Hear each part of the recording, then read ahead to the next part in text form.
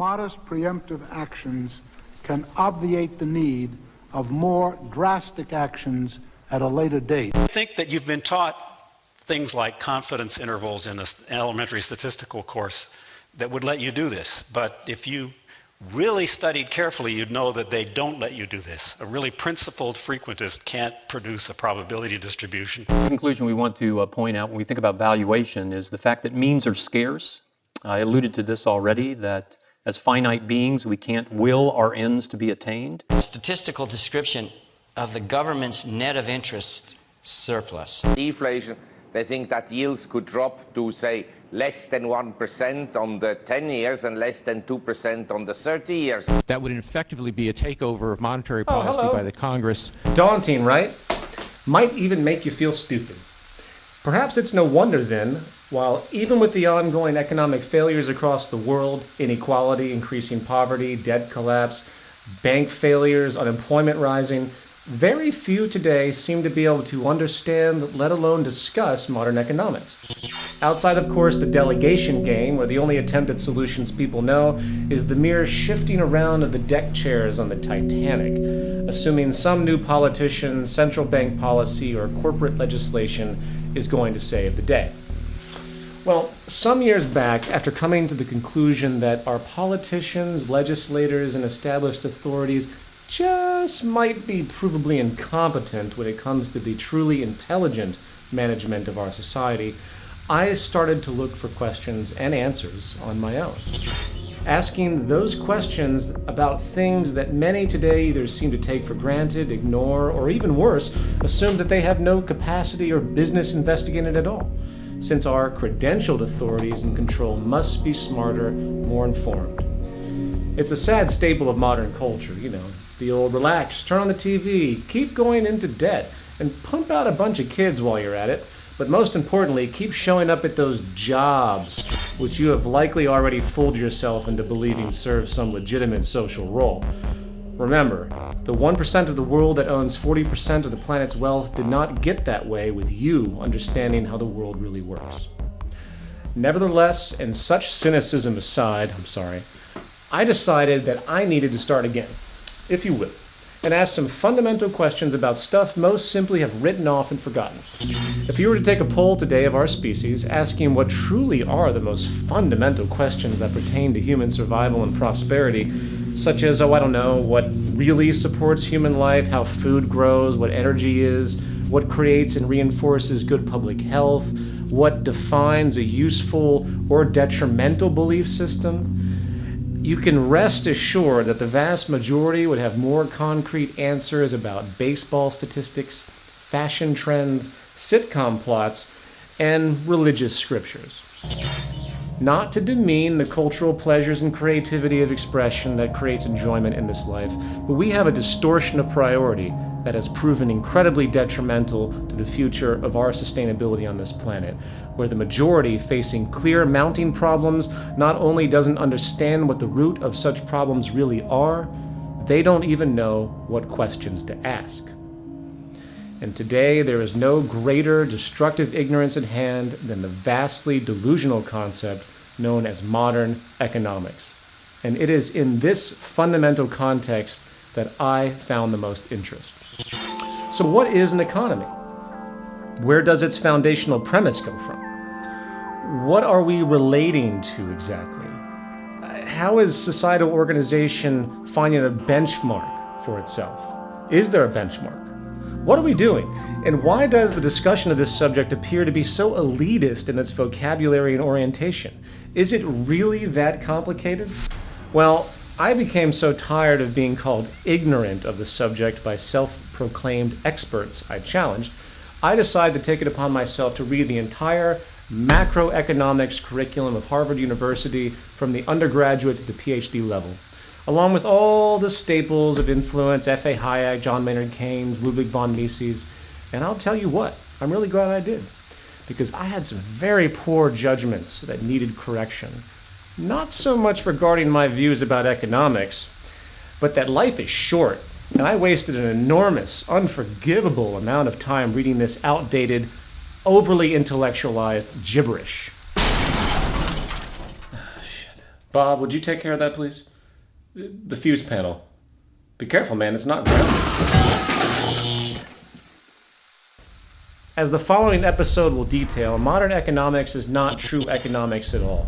It's a mere ideological philosophy built upon a series of presuppositions that have been given the illusion of permanence. There is absolutely no relationship to the scientific integrity of our knowledge of the environment built into this model. The monetary market system of religious belief is at the core of the vast majority of ecological and social imbalance we see in the world today. Sadly, it is in the face of normality, so many look past it. We might begin to see that this principal notion and practice is truly a problem in society, and to me, it is at the heart of a culture in decline.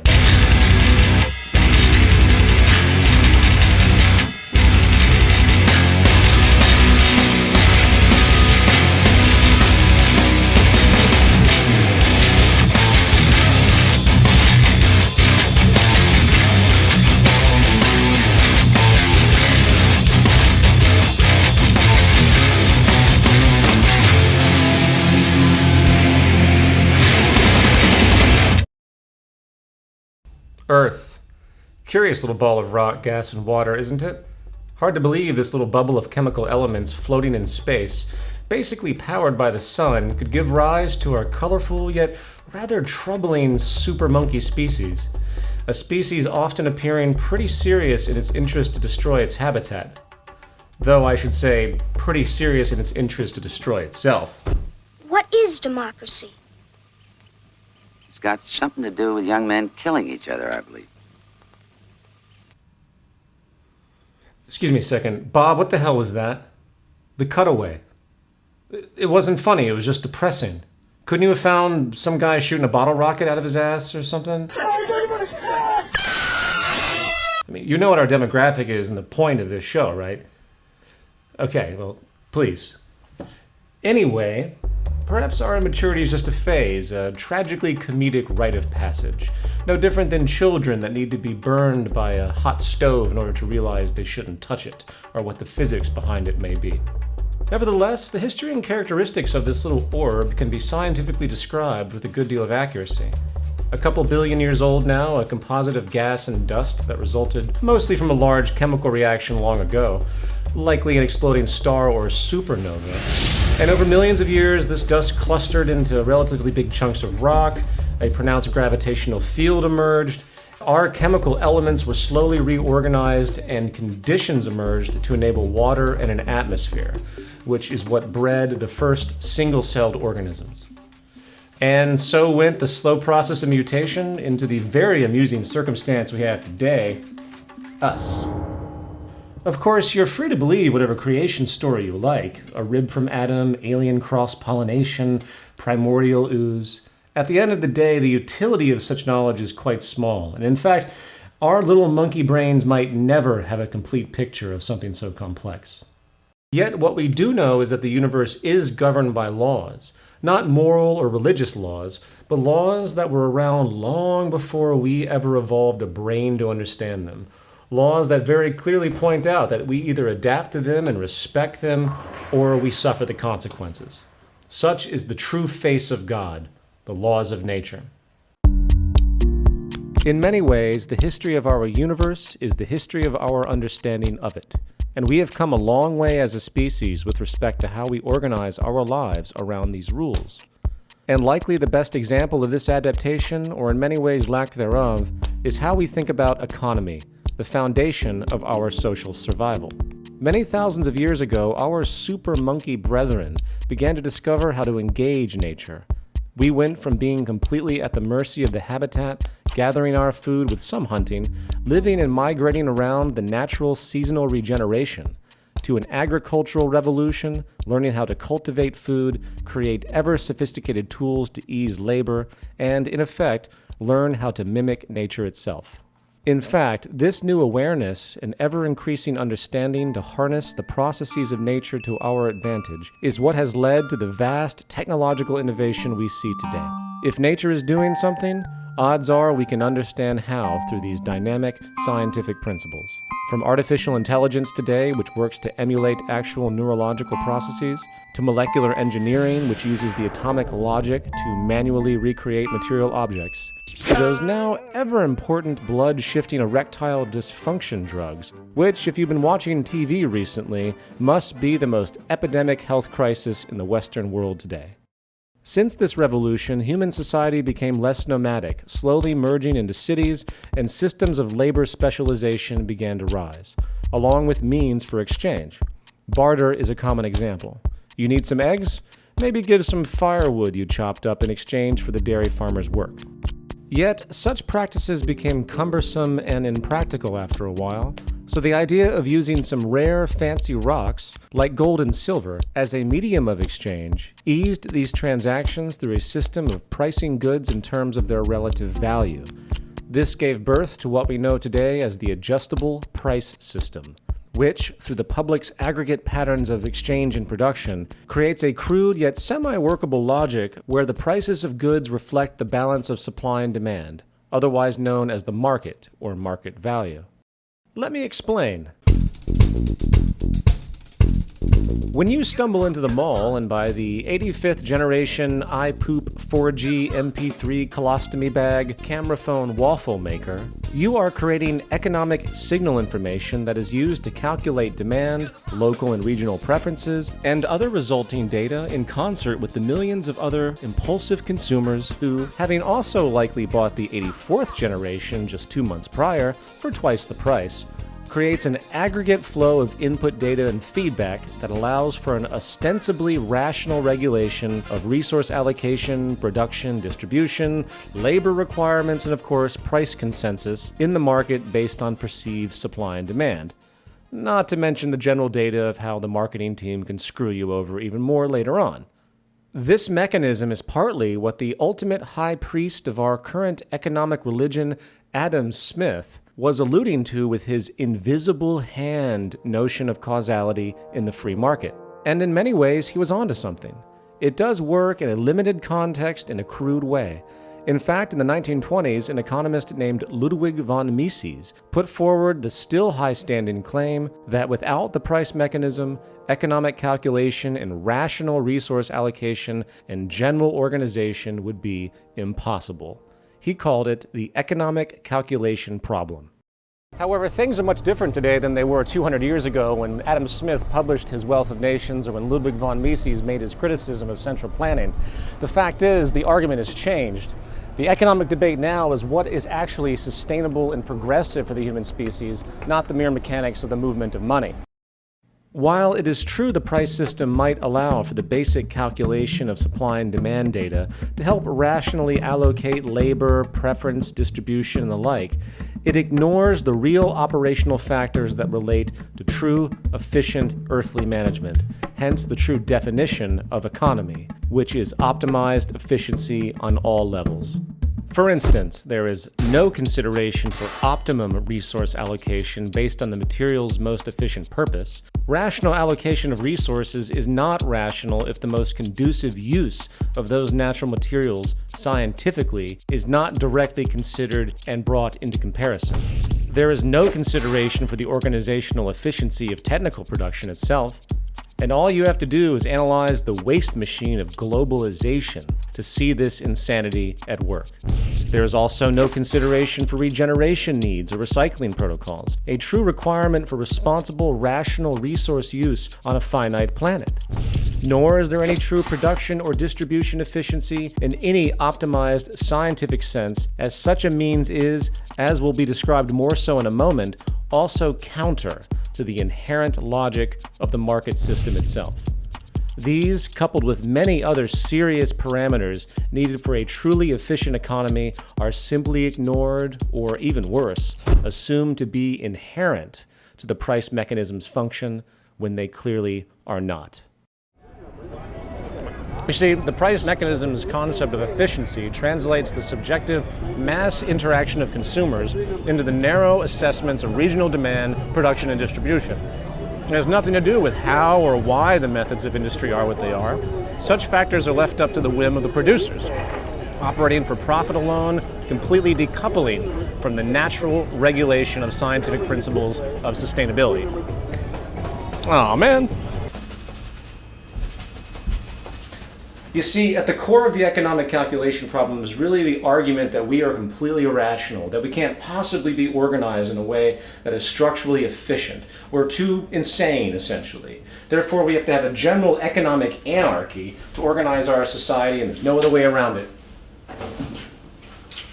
Bullshit! Again, today is very different than it was prior, and a quick review of modern computer programming and systems engineering will tell you that not only can the algorithmic intelligence of our sensory and measurement technology today, coupled with synergistic computer calculation, orient all the previously existing factors taken into account by the price mechanism as we know it, the truly relevant yet missing factors for optimum efficiency and sustainability could be brought into the equation. This would be the making of a true economic calculation for industry, not the crude, truncated data put forward by price alone.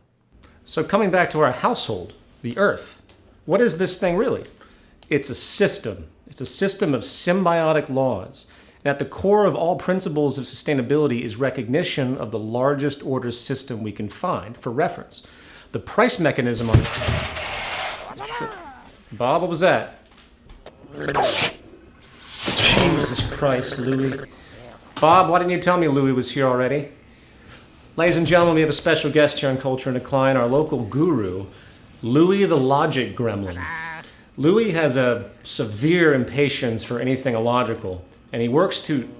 Okay, Bob, you gotta get the goddamn demo publican back in his cage or Louis gonna freak out. Oh, shit. Cut the camera.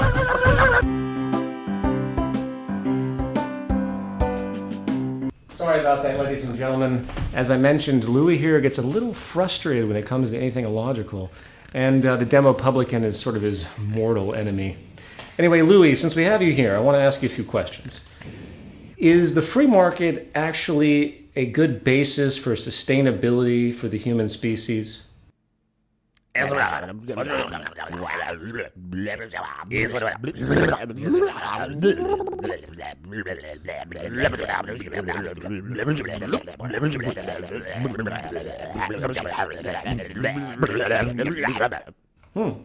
yeah. Well, what about infinite wants and human needs? How do we calculate such complexity?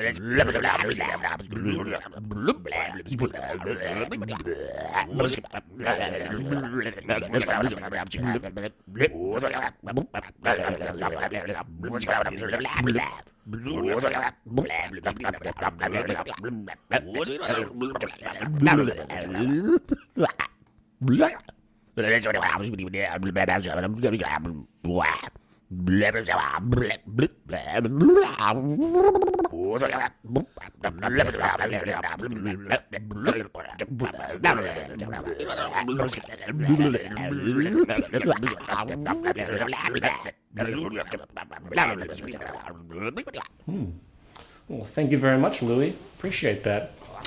Well, there you have it, folks. However, logic aside, opinions about our economic system range dramatically. So to gain some public consensus on the issue, we now go live to our New York Culture and Decline correspondent, Big Scotty D, who's live on Wall Street. Thank you, Peter. This is Scotty D in front of the New York Stock Exchange. Today we're here in New York City just to try to talk to some people on the street and find out a little bit about what's going on in the world perception of economics. Culture and Decline, man on the street. So do you want to talk about the economy?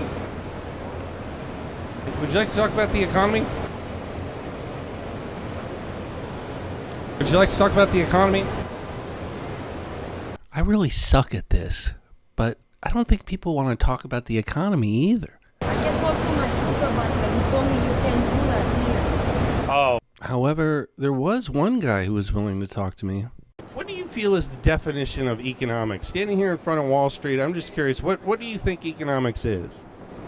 Well, I would say that economics is really it's just based on money, the things that go on from over here by Wall Street. It's just money that makes the system, generate throughout New York City or wherever in the world. But it's just mainly a money thing which make the world go round. I know what you're thinking. You're thinking, what is this guy talking about? But in reality, he probably knows as much about economics as I know about interviewing people on the street. And it seems like most of us really don't know what the economy is all about anyway. Back to you, Peter. Man on the street. Is it me, or have you noticed that there is more for sale in the world than ever before? And I'm not referring to goods in your local store. Today, the market rationale is that everything is for sale and nothing is sacred. Need some cash? Why don't you rent out your forehead to commercial advertising? Or better yet, why don't you buy the life insurance policy of your elderly neighbor, and when she dies, you can get a nice payout. Yup, it's legal. Or maybe it's the little things that make you happy. So rather than put that blow-up doll in your car to use the carpool lane, just buy it like you can in Minneapolis. Or maybe you have an itch to slaughter that endangered black rhino in Africa. Well, you can. Costs you about $150,000, but hey, it's there. $150, boy, I can't wait to eat that rhino. Or more seriously, maybe your kids are not excelling well at school. Well, the market has a solution. Pay them.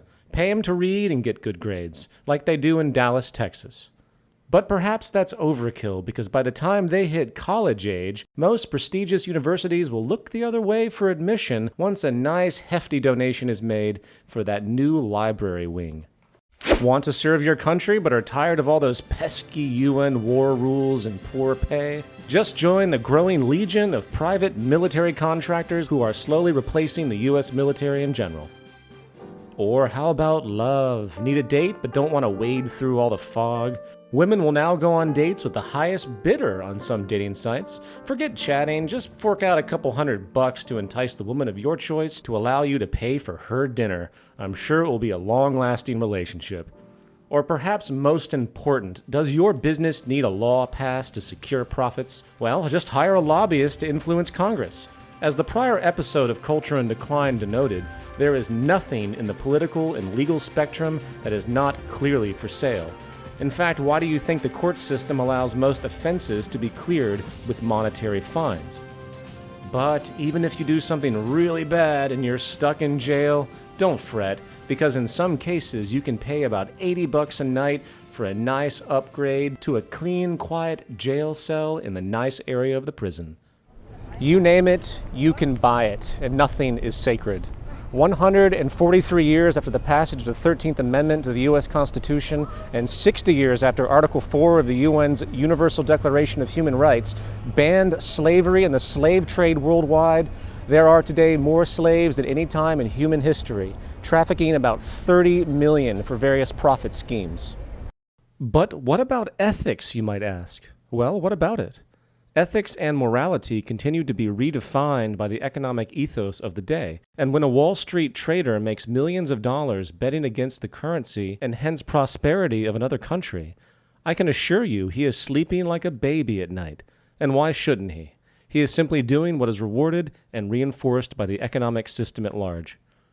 You see, the market's inherent psychology has nothing to do with anything except its own perpetuation. When you hear politicians tell you that they are invading some poor country to bring freedom and democracy, you need to understand what those words really imply. The freedom they bring is market freedom, and the democracy they bring is the democracy of purchasing power. The freedom of using money for influence, the freedom to, in fact, restrict the freedom of others. However, let's get back to this technical stuff. Putting aside the distortion of market rationale that now puts everything for sale, putting aside the false premise that the price mechanism actually properly calculates the true attributes of a sustainable and efficient economic practice, and putting aside the basic value system disorder radiating out of the overall basis of unfolding, let's now take a little quiz. Welcome to Modern Economics 101. Question 1. If you lived on a planet with finite resources and an expanding population, would you encourage an economy based on the need for growth and consumption to keep everything going? Correct answer? No. The fact that our economy literally requires constant consumption and growth to keep GDP afloat and people employed is the hallmark of not an economy, but an anti-economy. Question 2. If you were a producer, would you make goods to be as durable and adaptable as possible given the finite nature of resources and an interest to maximize labor productivity? Answer: yes. Today, it's the opposite, and not only are all goods inferior the moment they are made due to the cost efficiency needs for corporations to remain competitive, most companies also engage in what is called planned obsolescence, which deliberately reduces good quality to encourage repeat purchases for more profit. Question 3.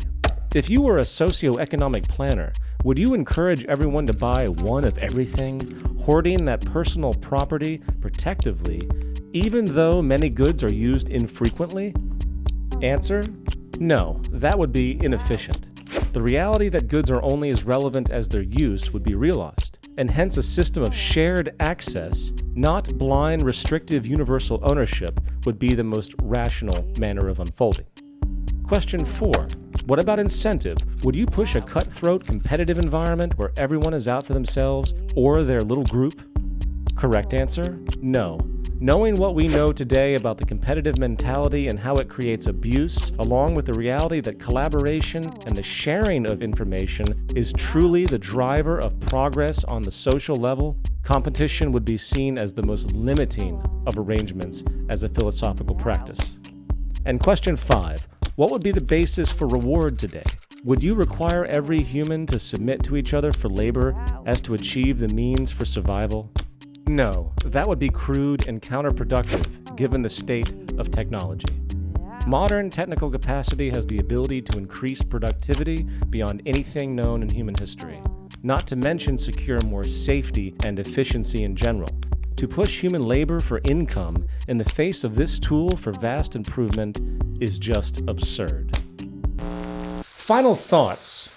If we were to take a step back and reflect upon how our human family is behaving across the world today, from Western materialism to Islamic extremism, from nuclear war to necrophilia, we are faced with a dark yet extremely entertaining reality. The very real fact that we are monkeys in the wild, barely out of the jungle on this planet, in the words of the late great George Carlin, inching out of the dark ages, in fact, from a period of deep fear and confusion with respect to who we are, what we're doing, how we relate to each other, not to mention how we relate to the habitat that spawned us. On one side of the spectrum, we have a vast spectacle of human conceit, stubborn ignorance, so much so that if you're like me, sometimes you wonder why we should try it all. That maybe this species deserves everything it gets, and its fate as an evolutionary cul-de-sac, a failed genetic mutation, might be an ideal hope for this universe. Cynicism aside, however, it's easy to see that there is a growing change in the minority, which will slowly become majority if we let it. An awakening is happening, an awakening where people have stopped imposing their traditional ideals and various ideological baggage on the world and instead are starting to listening to what the tools of our ingenuity has afforded us, listening to the message of nature itself. And if there is any context which needs a serious intervention with respect to the natural laws that govern us, if there is any context where we need to simply pay attention, prepared to drop all of our prior assumptions and change accordingly, it is in the economic context. Economics is not just some arbitrary abstraction for processing and distributing resources. It is an underlying value molder that programs us into modes of behavior that extend into all areas of our psychology. It is the active global religion, whether people like it or not. And for those of us that wish to see reason triumph over dogma, we have a long, long road ahead. Advocates of the free market model of economics will tell you that there is no other system possible to calculate society, that the competitive basis is the only way to incentivize our primitive culture, They will tell you that reduced economic interference of government is the key to preserving the true integrity of the market economy and also preserve our so-called liberty, which they say would be quickly corrupted, as tyranny and oppression must occur if any type of collaborative, designed economic practice was applied. They talk of the true free market, a utopian ideal that claims the invisible hand, if allowed to run without interference, would alleviate the poverty, deprivation, abuse, corruption, conflict, and inefficiency so common in the world today. Well, as with all religions, delusion is common. Because today the market is actually more free than ever, with the state being nothing more than a parent corporation working to assist its commercial subsidiaries which support it. Everything is for sale and no one is accountable.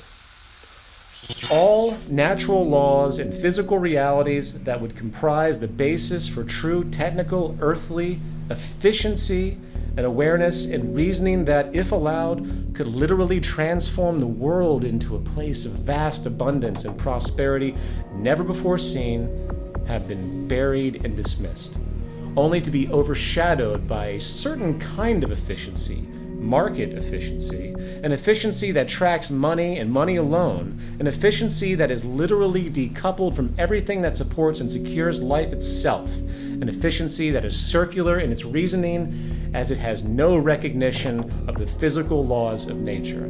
The laws of nature, which are in fact the only real true government and regulatory system that has or will ever exist. But then again, who is to say it matters? Maybe we should all just take it in stride. Maybe this reality show of humankind, this satirical, tragic parody of itself, to be sure, doing all it knows, maybe this is the way it is, and our brains, our genes are messed up, and we're just waiting for the final laugh track when Spaceship Earth slams into that psychological brick wall. I guess time will tell. And until then, sit back, grab some popcorn, and keep watching the greatest reality show of all time. And until next time, I'm Peter Joseph, an agent and victim of a culture in decline.